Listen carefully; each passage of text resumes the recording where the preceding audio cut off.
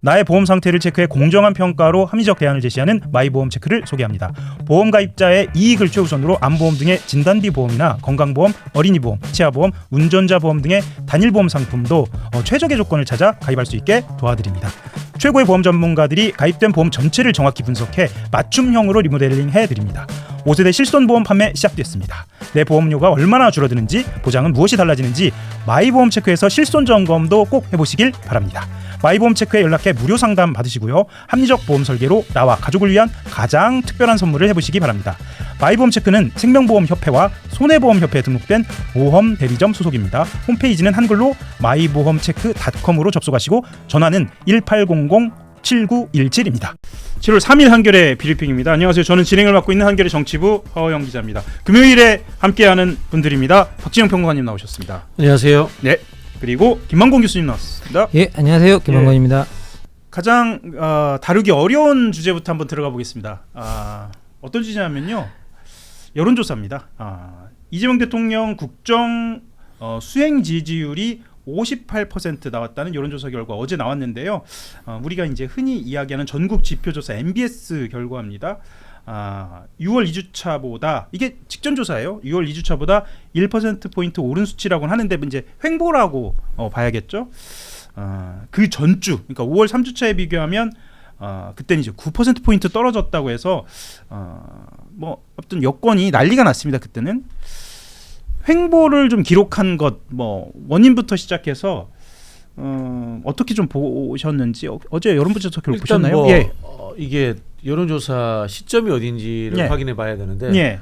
대통령이 반도체 AI 관련 투자 발표한 이후인지 1일까지 했습니다. 하루가 들어갔으니까 예, 예. 뭐 그게 저는 좀 반영되지 않았나라는 생각이 드네요. 예.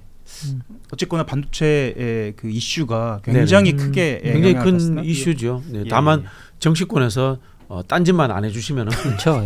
이게 더 올라갈 건데. 그러니까 이게 또 횡보를 한 게 긍정평가만이 아니라 부정평가도 횡보를 했거든요. 그런 점에서 아마 반도체 이슈가 있었다. 뭐 어떻게 보셨나요, 김문규 교수님? 뭐 코어층이 빠져나간다는 진단이 있어서 안 빠져나가시는 걸로 한 게 아닐까. 그 뭐 그런 생각이 좀 들고요. 예. 근데 그것보다는 이제 선거 충격 이후에 예. 지지층의 동료가 어느 정도 안정된 상태로 들어간 게 아닌가라는 생각이 좀 들고요. 그런데 이제 여러분한테 꼭 말씀드리고 싶은 건 뭐냐면 대통령 지지율 57, 8% 정말 높은 겁니다. 전 정말 이상한 게 이걸 낮은 듯이 이야기하는 모양새가 좀 저는 좀 황당해요. 그러고 보니까 저도 그런 느낌으로 얘기를 한 것 같아요, 방금. 보통 이제 25% 미만으로 떨어지면 예. 국정 동력 상실한다. 맞습니다. 그러거든요. 예. 왜냐하면요, 3대 1이 됩니다. 사람 25%라는 게 그렇죠. 4명이 모이면은 3대 1이 한 사람을 공격하는 거야. 예. 그러면은 민심의 바닥 여론이 견디지를 못하는 거야. 그때 되면은 푹 꺼질 수 있어요. 그러니까 술자리를 예를 들면 그렇죠. 술자리를 갔을 예, 때 예. 뭔가 어중간하게 한 2대1에 2대2나 뭐 이런 예. 느낌으로 가야 하는데 확실하게 3대1로 3대 4명이 앉아서 술 마시는데 3명이 한 사람 공격해버리면 그 사람 거의 집에 가죠. 그래서 이제 25% 미만으로 떨어지면 국정 동력을 상실할 수 있다. 예. 이렇게 이야기하는데 이 정도면은 일단은 4명이 앉아서 술자리를 먹으면은 최소한 2사람은 이재명 대통령 지지, 한 사람은 왔다 갔다 하는 정도 이거잖아요. 그러면 이건 정말 높은 거예요. 높은 거죠. 높은 네. 거고요. 그리고 이제 저는 대통령 지지율과 민주당의 지지율이 당분간 상당히 엇갈릴 거다라는 생각은 듭니다. 이제 뭐 결국 저는 청와대와 민주당이 서로 맞서는 모습을 보이고 있기 때문에 예. 이제 대통령 지지율과 민주당의 지지율이 서로 상응하지 않을 가능성이 있고, 그리고 이제 뭐 저는 더 말씀드리면 뉴 이재명이라는 이제 이 이름을 또 한겨레에서 붙였잖아요. 그런데 이 뉴 이재명의 상당수가 말 그대로 이재명을 지지하는 거지 민주당을 지지하는 것은 아니었기 때문에 원래 그렇게 좀 더 그럴 거라는 생각이 듭니다. 그래서 이 대통령과 당이 서로 협력하고 있다는 모습을 보일수록 민주당의 지지율도 따라 상승하지 않을까라는 게 제 생각입니다. 예, 김 교수님 말씀에는 이제 그러니까 전당대회와 관련된 전망도 이게 포함이 돼 있네요. 이제 그런 갈등 국면이 어쩔 수 없이 발생할 수밖에 없다. 그 갈등은 뭐 가져갈 것이다, 이렇게 보여지네요. 저는 이제 예. 대구 사람에서 발음이 안 좋아서 유 이재명입니다. 유 이재명. 네. 민주당 유 이재명. 예. 이렇게 가야 되지 않나라는 생각이 들어요. 유 이재명. 유 YOU입니다. 예. NEW 잘 안 됩니다. 발음이 저희는 다만 여론조사의 하나의 문제는 지적하고 싶어요. 음. 이게 존경하는 우리 구라미터 예. 그래서 만들어낸 시스템인데 예. 찬반으로 단순화시키는 이 여론조사 공표 발표 이거 진짜 지양해야 됩니다. 이거 있잖아요. 불과 10년 전까지만 해도 이렇게 존재하지 않았어요. 예. 무조건 4가지 단계 정도는 했어요. 그렇죠. 조금 지지한다, 덜 지지한다 지지한다. 이렇게 해서 4가지 그렇죠. 정도를 했는데 이렇게 해보내면 이게 계속해서 찬반 프레임 만듭니다. 예. 그래서 이거 좀 한번 부탁드릴게요. 여론조사 하시는 분들 언론사에 부탁드리겠다는 말씀드리고 이게 아까 말씀드린 유 이재명하고 똑같은 건데 예. 민주당도 예. 반도체 이야기나 뭐 AI 이야기 이런 거 나오잖아요. 그럼 이걸 가지고 찬반 여기가 옳으니 저기 가는 게 옳은 뭐 나쁘니 하는 정답지 한두 개 본인들이 생각하는 정답지만 던져서 선택하려고 하듯이 제발 하지 마세요. 설명하고 국가 정책이라는 것은요. 그냥 선동해서 1, 2번 선택하는 게임이 아니에요. 예. 원인부터 왜 여기가 선정이 됐는가, 왜 여기는 선정해서 밀렸는가, 그러면 이거 밀린 곳은 어떻게 해야 해결되는가라는 것들을 종합적으로 발표하는 종합 브리핑 형태로 해줘야 되는 거예요. 예. 제발 선동하듯이 정치 안 했으면 좋겠어요. 그 이재명 대통령 어제 여러 가지 내놓은 메시지 중에 이 지역과 관련된 그 이 프로젝트와 관련된 내용 그 중에 저는 주목할 만한 단어가 구석구석이었던 것 같아요. 방금 말씀하셨던 것처럼 이재명 대통령이 이미 구석구석에 이런 온기가 전해져야 한다. 이런 프로젝트의 혜택이 전해져야 한다. 이거는 꼭 지역만이 아니라 계층까지 포함해서 그런 의미였기 때문에 대통령 청와대도 이미 감안하고 있는 그런 상황이어서 당만 좀 잘하면 되지 않을까 그런 비판도 있는 것 같습니다. 네, 네. 이게 사실 디지털 투자는 진짜 이게 상당히 중요합니다. 왜냐하면 디지털 기술 자체가 극단적으로 불평등 분배를 하거든요. 예. 일부 소수들에게 몰아주는 성향이 있습니다. 기본적으로. 원래 그런 성향입니다. 왜냐하면 몇 가지 이유가 있는데요. 첫 번째는 발전 속도가 너무 빨라요. 발전 속도가 너무 빠르면 시간이 지나가면 지나갈수록 발전 속도가 빨라진다는 말은 뭐냐? 시간이 지나면 지날수록 그 발전 속도를 따라잡는 사람 숫자가 점점 적어진다는 뜻입니다. 네. 그러면 자연스럽게 소수한테 분배하고요. 그다음에 디지털 기술이 거의 다 플랫폼 형식으로 상용화가 되는데 플랫폼은 덩치가 크면 클수록 위력을 발휘해서 각 영역에서 다 독과점을 만듭니다. 예. 그러면 또 이게 또 그 소위 말해 소수들에게 몰아주는 분배가 나오고요. 예. 그리고 디지털 기술이 발전하면 발전할수록 문제가 중숙련 일자리가 없어집니다. 그러면 중숙련 일자리가 없어지면 중숙련에서 일자리를 잃은 사람들은 저숙련으로 옮겨가요. 고숙련으로 가지를 못합니다. 대부분이. 그러니까 숙련을 고, 중, 저 이렇게 나눠 보면 보면 예, 중간 숙련 영역에 일자리 없앱니다. 디지털이. 그래서 지금 한 뭐 이미 2006년부터 2016년 사이에 OECD 자료를 보면 네. 그 사이에 중숙련 일자리가 그 10년간 5% 이상 사라졌는데 우리나라는 그때 6% 이상을 기록했습니다. 그럼 중산층이 없어지는 그렇죠. 거하고 흐름하고도 같잖아요. 그렇죠. 그 중산층 일자리가 사라져요. 디지털이. 그러면 그쪽에서 일자리가 사라지면 이렇게 반대쪽 그 저숙련으로 옮겨가는 현상들이 나타날 수밖에 없고요. 그러면 임금이 떨어집니다. 자연스럽게. 그러면서 소득이 갈려나가면서 소득이 한쪽으로 편향되어 나타나는 현상이 또 그렇게 나타나거든요. 거기다가 생성형 인공지능 알고리즘 자체가 전문가들에게 훨씬 유리한 알고리즘입니다. 그러면 또 소수의 전문가들에게 분배하는 속성이 나타나요. 예. 그래서 다양한 디지털 기술의 속성이 기본적으로 소수들에게 분배하기 때문에 거기서 나오는 혜택은 막대한데 그 이익이 소수들한테 몰려 들어가는. 그러니까 이 지금 이 거죠. 방금 말씀하신 논의들을 당이나 물론 이제 청와대도 이미 그 얘기했습니다만 좀 더 어떻게 이 이득을 분배하고 나눌 것인지 그리고 어떻게 사회에 효율적으로 쓸 것인지에 대한 논의가 이제 막 시작이 되어 하는데 아직도 시작을 못 하고 있습니다. 김학문 교수님이 청와대 정책기획위원장 하셔야 돼요. 아니 이게 이 산업 정책을 그래도 덜컥 진짜 하시면 어떻게 산업 되죠? 정책을 사회적 계급 분석으로 하고 예. 이걸 가지고 사회 구조를 해석하니까 예. 하셔야 되는 분이에요. 예, 제가 그러네요. 네. 아니, 다음 순서를 진행해야 하는데 갑자기 아니 근데 이런 이야기가 예. 재밌는 게 예. 20년 전에 노무현 정부에 나왔던 이야기. 그렇죠. 노무현 대국구의 양극화 설명하면서 그때 노무현 정부 때는 재밌게도 IT로 설명하지 않고 뭐냐면 금융자본주의로 설명하고 금융과두제 때문에 예. 금융은 집중과 집적을 통해 가지고 특정 지역에서 특정인들을 중심으로 해서 지속적으로 발전하고 거기에서 나머지는 소외되고 양극화는 금융자산을 통해서 또 그 심해진다라는 예. 이야기가 노무현 정부 정책기획의 자료에 나와요. 양극화 대비 그러면 방안. 지금 이야기하면서. 시대는 뭐냐? 금융 자본과 디지털을 결합한 시대. 그러니까. 그러면 더 심해지는 거예요. 예, 더 심해지는 겁니다. 우리는 네. 경제학 전공자가 아닌데도 예. 이렇게 대충 풀어내잖아요. 김만곤 예. 교수님 진짜 대단하시고. 저는 참고로 경제학 전공자인데요. 잘 못 알아들었어요. 저도 공부를 좀 해서 다음에 더 깊게 말씀을 드려야 할 것 같고 여론조사와 관련돼서 아주 예민한 문제 하나가 터져 나왔는데 전 이건 꼭 짚고 싶어서 문항을 하나 넣었습니다. 뭐냐면 이 전국지표 조사에서 부정선거에 대한 문항이 들어갔습니다. 부정선거에 대한 문항이 들어갔는데 응답자의 47%가 부정선거 없었다라고 이야기했는데 더 놀라운 수치는 다음 수치입니다. 부정선거가 있었다라는 응답이 42%였어요. 그리고 특히나 보수층에서는 부정선거가 있었다고 생각한다가 64%. 그리고 2030이 더 심각해 보이는데 20대는 53%, 30대는 48%가 부정선거가 있었다라고 이렇게 답을 한 거고요. 오늘 아침에 일제히 모든 언론에서 이게 일면 아니면 주요하게 크게 두툼하게 다뤘습니다. 일단 이 부정선거에 대한 이런 비등한 여론에 대해서 좀 짚고 넘어갈 것 같아요. 이거는 여권의 책임이라고 봐야겠죠. 뭐 어떻게 보시나요? 우리 모두의 책임이죠. 모두의 우리 책임이죠. 사회의 책임이죠. 예, 사회의 책임이고요. 아마 이재명 대통령이 구조화, 여론조사, 그다음에 지지층의 구조화 이야기하신 것 같아요.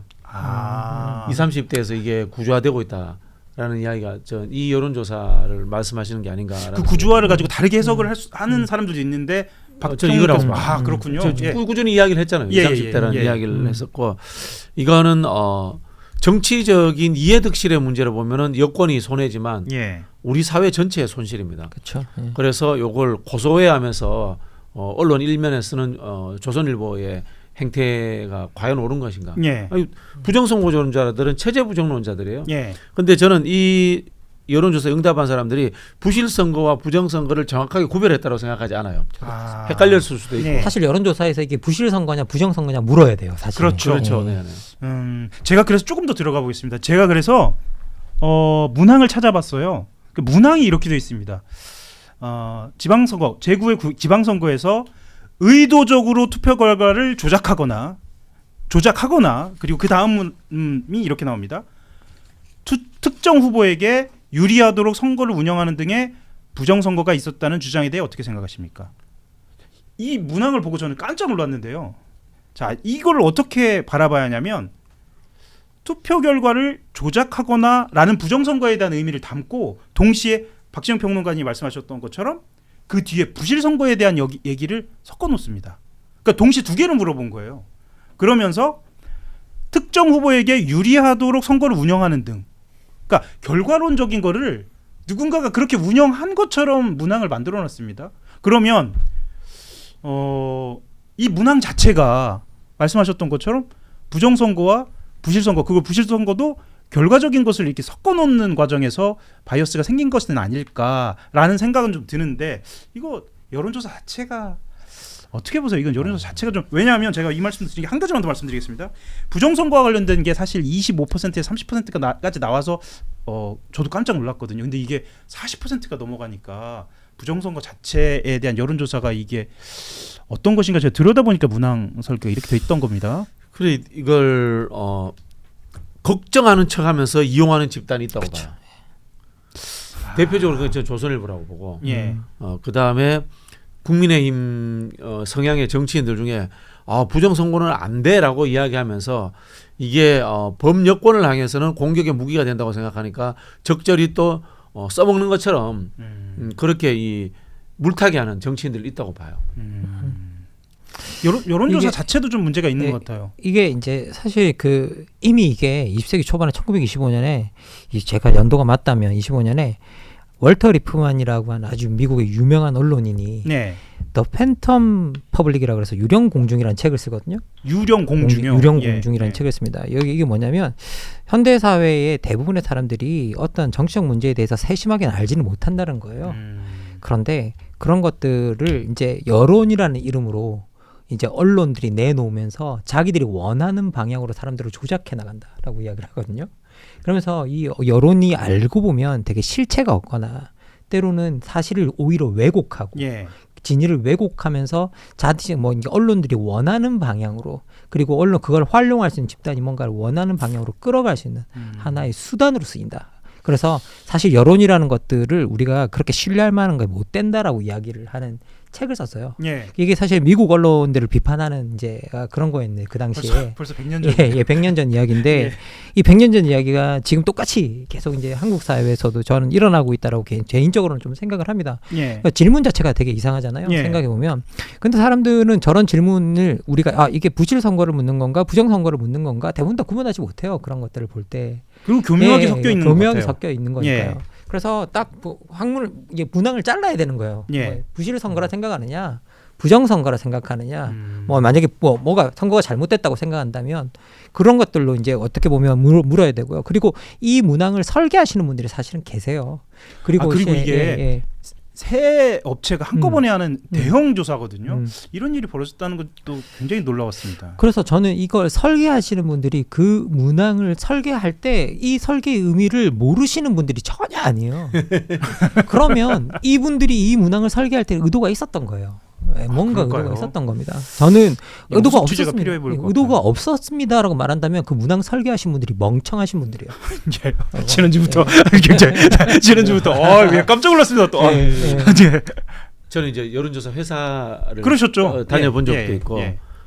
그 수업 다닐 때 여론조사 수업 들으셨죠? 예, 예. 뭐 그 조사 방법론이나 합리적 선택이나 이런 거 저희도 수업 듣는데 이제 일단 기본적으로 영세예요. 예. 한국의 여론조사에서가 영세한 측면이 있고 그다음에 이게 여론조사를 잘 하려면은 데이터 분석하는 것과 인문사회학적 소양과 이게 같이 가야 돼. 근데 이게 같이 가기 정말 어려워요. 그런가요? 보통 이제 이게 학부 때는 모르겠는데 대학원 수업은 학점 잘 주잖아요. 제가 이 수업은 빗불 받았어. 왜냐면 잘 받으셨다는 거죠 지금? 아니지 다른 그런 건 다 A뿔인데. 아 그래요? 그 이야기 뭐냐면 인문사회학 하는 사람들한테는 이 데이터 만지는 게 너무 힘든 거야. 근데 데이터 만지는 사람들한테는 이 설문지가 철학적인 배경이라든가 계급론적인 분석이라든가 사회학적 배경을 통해서 또 쓰기가 또 어려운 거야. 좀 그런 한계가 있었던 것 같아요. 솔직히 말씀드려서. 그럼 말을 처리하겠습니다. 뭐 잘못했으면 바로 처리해야지. 잘못했습니다. 그럼 저도 주제를 바로 바꿀까요? 주제 바로 바꾸겠습니다. 사실은 이제 지난 한 주 동안 돌아보면 정치권이 아주 그냥 뒤숭숭했습니다. 아까 김만곤 교수님 말씀하셨던 것처럼 시작은 유시민 작가 지난주죠. 네. 그러니까 지난주죠. 지난주에 그 재건축론 넘어오면서 주초에는 뒤숭숭했죠. 뒤숭숭하고 아까 말씀하셨던 것처럼 3대 메가 프로젝트 발표가 또 있으면서 반전이 한번 왔죠. 그리고 또 전현직 대통령, 문재인 전 대통령, 이재명 대통령이 만나면서 또 반전이 왔죠. 야, 오늘 생각해 보면 지난주는 반전 계속 거듭되어 온 겁니다. 그 얘기하면서 분위기 좀 바꿔볼까요? 이 지난 한 주 어떤 장면이 가장 인상이 좀 남으시나요? 그 두 장면이죠. 네, 반도체하고 AI 관련 그 대통령의 발표. 네, 그다음에 문재인 대통령과 이재명 대통령이 만난 거. 음. 두 가지로 봅니다. 하나는 반격, 예, 이제 전환이죠. 전환, 전환. 하나는 통합. 이 갈등론자들에게 예, 반격하는 거고 통합의 메시지를 보이는 거고 그다음에 이슈를 전환한 거죠. 그럼 고도의 정치적 전략이 개입이 된 거로 봐야 하나요? 아니죠. 그건 아닌가요? 이게 차원이 다른 거니까. 차원이 다른 거다. 솔직히 말해서 저기 예. 저작거리에 그 사람들 노는 것과는 차원이 다른 이거는 국가 백년지 대계를 가지고 그렇네요. 한 이야기이기 때문에 차원이 다른 이야기죠. 어떻게 보셨나요? 아니 뭐 저는 3대 메가 프로젝트 같은 경우에는 정말 중요하다고 생각합니다. 왜냐하면 결국은 이제 우리가 시대마다 어떤 먹고 살 거리들을 마련하는 작업들이 저는 있다고 네. 생각을 해요. 결국은 우리가 이제 개발 독재 시대를 비판하긴 하지만 그때 우리가 뭐 중화공업으로 전환이 있었고 예, 그리고 또 하나 이제 우리가 또 이렇게 들여다보면 김대중 정권 시대에 드디어 디지털 전환 그리고 뭐 여러 가지 문화적 전환 예. 같은 것들이 있으면서 우리가 새로운 먹거리를 열었고요. 그러고 보면 30년 전에 그랬어요. 예, 그렇습니다. 네. 그리고 그와 더불어서 노무현 정권 때는 그 당시 사람들은 다 비판했지만 결국은 FTA가 있었고요. 예. 그런 것들을 하면서 우리가 전환기를 열었습니다. 그리고 사실 우리나라 같은 경우에는 수출 지향적 국가고 네. 기술 지향적 국가이기 때문에 전 세계의 기술이 발전하는 것들을 따라가지 못하면 퇴화할 수밖에 없는 구조를 가지고 또 결과론적으로 있거든요. 그랬습니다. 예, 예, 예. 예, 예. 그래서 항상 그 기술의 변화를 따라가야 되고, 그리고 이제 어떻게 보면 기술의 변화를 따라가는 국가가 아니라 선도하는 국가가 돼야 되거든요. 그걸 이제 앞질러가는 국가가 사실은 돼야 됩니다. 네. 그럼 이제 그 국가적 전환에 있어서 이번에 그 3대 메가 프로젝트가 발표된 거고요. 그리고 뭐 반도체, 뭐 피지컬 AI, 데이터 센터 모든 것들이 다 중요한데, 이것들은 전환으로서의 긍정적 의미도 가지지만 세팅이 되면서 생겨날 수 있는 부정적 의미도 엄청나게 많습니다. 생각해 보면 우리가 환경 문제부터 예. 시작해서, 그리고 일자리 문제, 피지컬 AI 결국은 일자리 문제로 돌아올 거예요. 예. 그러면 우리가 그런 것들을 어떻게 대비해 나갈 것인가에 대해서 긍정적인 것과 부정적인 것들을 다 우리가 이제 재면서 예. 우리가 그것들을 차곡차곡 준비해야 돼가는 전환기에 들어와 있는데, 이 전환 자체는 부정할 수가 없어요. 예. 그러면 이 전환을 이루는 그 계기 첫 스텝을 놓은 거고요. 그 스텝을 밟아가면서 이제 여기서 생겨날 수 있는 부정적 효과, 그리고 여기서 생겨날 수 있는 이윤들을 어떻게 우리가 공유하는가, 이런 것들에 관한 이야기들을 폭넓게 여당이 해가야, 예. 어떻게 보면 여당이 저는 모두를 위한 정당이 되는 건 이 여기서 나오는 이 산업을 우리 국민 모두에게 어떻게 혜택으로 전환시킬 것인가에 관한 이야기를 우리가 펼칠 수 있어야 지금 이제 하는 시점이라고 생각이 좀 듭니다. 그래서 저는 이 3대 메가 프로젝트 같은 경우에는 지금 이제 우리나라가 한 국면이 왔고, 이제 다른 방향으로 뛰어오르는 이제 첫 번째 스텝을 정말 탁 차고 올라가는 단계라고 생각을 하거든요. 그래서 그냥 우리가 그냥 이런 전환이 났구나가 아니라, 저는 이 메가 프로젝트 같은 경우에는 10년, 15년 내로 효과가 나올 거라고 생각합니다. 워낙 바뀌는 속도가 빠르기 때문에. 이전에 예, 예. 30년 전에 김대중 대통령의 해놓은 그런 것들, 해놓은 것들보다 훨씬 더 짧게 야. 빨리 저는 이 반응이 저는 올 거라고 생각을 하고요. 네. 그래서 이 프로젝트가 발표된 이 순간은 우리한테 되게 중요한 순간입니다. 이걸 우리가 지역 주인이 뭐니 이런 거로 갈라치기 하면서 대응하는 어떤 그런 거는 되지 말았으면 좋겠다라고 이제 말씀을 드리고 싶고요. 사실 이제 저희 정치학 정착뿐만 아니라 이제 이쪽에서 아주 유명한 말이 하나가 있는데, 이게 정치가는 미래 세대를 준비하고 네. 정치꾼들은 다음 선거를 준비한다라고 이야기를 하거든요. 네. 저는 이게 그냥 그나마 우리 정치가의 모먼트를 보는 거예요. 예. 다음 세대를 준비하는 어떤 정치가의 모먼트를 보는 거라, 우리가 지금 이 정당이나 여러 이 관계된 분들이 이걸 다른 시선으로 보지 말고 정말 우리 미래 세대를 준비하고 우리 미래의 먹거리를 준비한다고 생각하고 이 사안을 봐주셨으면 좋겠습니다. 예. 그래서 지난주에 우리 박지영 평론가님 만세한 장면 때문에 그 구독자분들이 아주 환호를 했었는데, 지금은 또 탄성 예야 나왔네요. 아니 그 대한민국에 예. 정치가는 대통령밖에 없는 것 같아요. 예. 아니 그게 이재명 대통령만을 이야기하는 게 아니고 예. 대통령은 다음 선거에 출마할 일이 없잖아요. 그러니까 그래서 대통령이 중요한 거예요. 나의 보험 상태를 체크해 공정한 평가로 합리적 대안을 제시하는 마이보험 체크를 소개합니다. 보험 가입자의 이익을 최우선으로 암보험 등의 진단비 보험이나 건강보험, 어린이보험, 치아보험, 운전자 보험 등의 단일보험 상품도 최적의 조건을 찾아 가입할 수 있게 도와드립니다. 최고의 보험 전문가들이 가입된 보험 전체를 정확히 분석해 맞춤형으로 리모델링 해드립니다. 5세대 실손보험 판매 시작됐습니다. 내 보험료가 얼마나 줄어드는지, 보장은 무엇이 달라지는지 마이보험 체크에서 실손 점검도 꼭 해보시길 바랍니다. 마이보험 체크에 연락해 무료 상담 받으시고요. 합리적 보험 설계로 나와 가족을 위한 가장 특별한 선물을 해보시기 바랍니다. 마이보험 체크는 생명보험협회와 손해보험협회에 등록된 보험 대리점 소속입니다. 홈페이지는 한글로 마이보험체크.com으로 접속하시고 전화는 1800-7917입니다.